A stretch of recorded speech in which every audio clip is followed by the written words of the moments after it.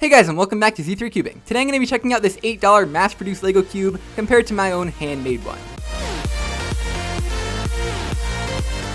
So today I have a fun little unboxing and comparison. This is the FanXin Color Brick 3x3, which I guess is just a generic way of saying a Lego cube. So basically it's a mass-produced product that you can get for just $8, and it's DIY. So basically the idea is that you take these fake Legos here, stick them onto the 3x3, and that kind of mimics the stickers on a normal Rubik's Cube. And on the other hand, we have this handmade Lego cube right here, made in one of the very first videos on this channel back in 2014, according to a design popularized by cubing YouTuber RedKB back in 2012. I'll link his original video down below, but I urge you not to go and find mine. It's pretty bad. Now what this cube is on the inside is just a tiny 48mm 3x3, which as you can see, minus the Legos, is a lot smaller than a normal sized cube. And if we just take it apart, you can see the original pieces inside of here, corners and edges. They look almost just like your standard Rubik's brand. So of course the trick is that once you have a cube that's just the right size, you buy a bunch of multicolor 2x2 Lego tiles like this that fit onto the pieces perfectly, and then you just super glue them onto wherever the stickers would normally go on a Rubik's Cube. Of course you do have to sand down the corners a little bit so that they don't catch, but then you have this really cool looking Lego Rubik's Cube.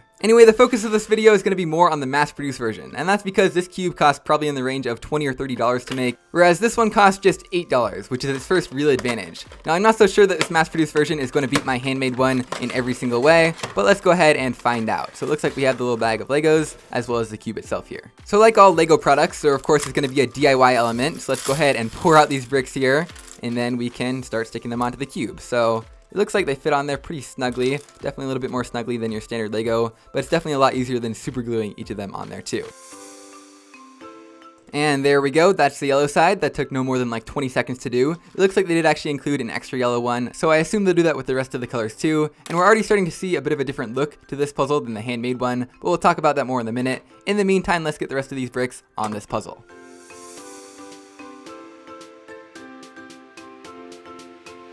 And there we go.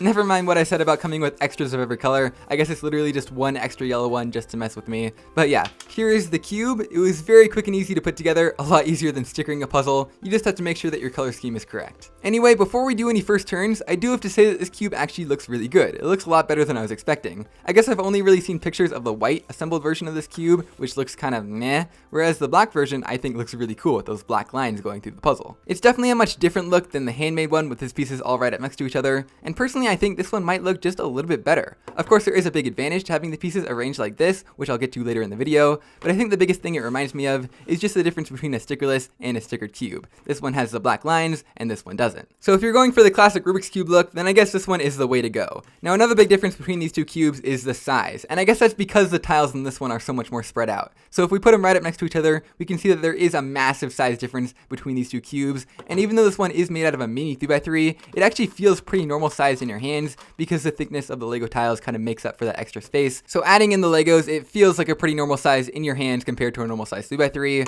whereas this one, the internal cube itself is actually the same size as a normal size 3x3, whereas the tiles on top just make it feel ridiculously big. And I guess I just accidentally turned it for the first time, so let's give you my first impressions on that.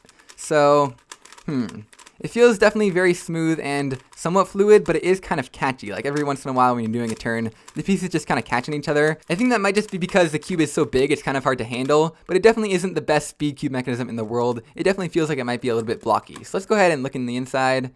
Yeah, I mean, it looks kind of like a cheese sail, but kind of blockified. Just kind of a more squared off version of a basic cheap budget cube, which definitely makes sense with what I'm feeling on the inside. But all in all, it is definitely better than the Rubik's brand mechanism of this one. So I'm not saying you should speed solve on it, but I guess you could. If you got used to the turning of it, you could probably reduce the catching and get some pretty decent times. Now, the one more obvious difference that I'm noticing on this cube is the colors. These are definitely not the official Lego colors. You can see that very clearly. White is pretty much the same, but blue is a lot lighter, yellow is a little bit lighter, red's a little bit lighter, orange is a little bit lighter, and green is a ton lighter. In fact, that green looks kind of awful. All in all, I mean, Legos weren't meant to be stuck on a Rubik's Cube, but personally I think the original Lego color scheme does look a little bit nicer than this one. I should also add that both of these cubes are compatible with traditional Lego pieces, so you can stick whatever you want onto each of the pieces on this puzzle, like maybe make them stick out further, or add a cool pattern on top, or if you want, you can add some Lego shrubbery on top of either of these. This is, of course, the most useful add-on to any Rubik's Cube, and it also highlights just how bad this green color is on this one. In fact, I think if you were to just pry off one of these Lego pieces,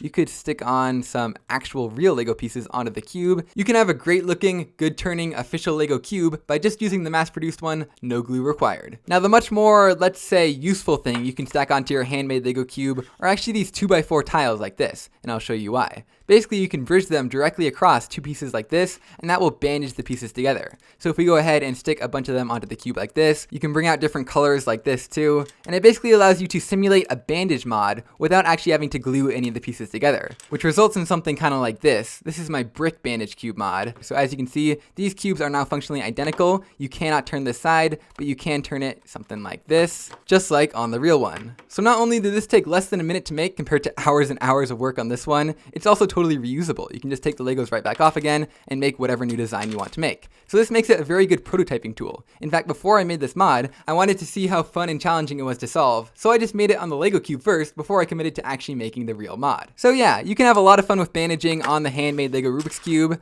How does it work on the mass-produced one? Well, it doesn't work at all. Because of that little gap in between the pieces, there is just no way to bandage one brick across. Now, I guess you could do this, but I have a feeling that's not going to stay together very well. Or, you know what? I have a better idea. What if we take some little pieces like this, stick them on there so we kind of offset where the pieces stick together. We stick one of these tiles onto here, and then we bridge it across like this. That works a little bit better, huh? Yeah, that's about the best I got. So this is all a long way of saying that bandaging is not really possible on the mass-produced Lego cube. So that's about the biggest downside that I can think of. But yeah, this thing is just $8 right now at thecubicle.com. Link down in the description, and be sure and use discount code Z3Cubing for 5% off your order. And personally, for just $8, I could totally overlook the downsides of slightly worse colors as well as not being bandageable. In fact, nowadays, I would probably go with the mass-produced version instead of trying to make my own. It's still definitely a cool mod, and I would still recommend it if you want to get into some basic modding. But overall, if you just like Legos like me, I'd recommend checking out the FanXin Color Brick 3x3 the next time you're looking around the cubicle.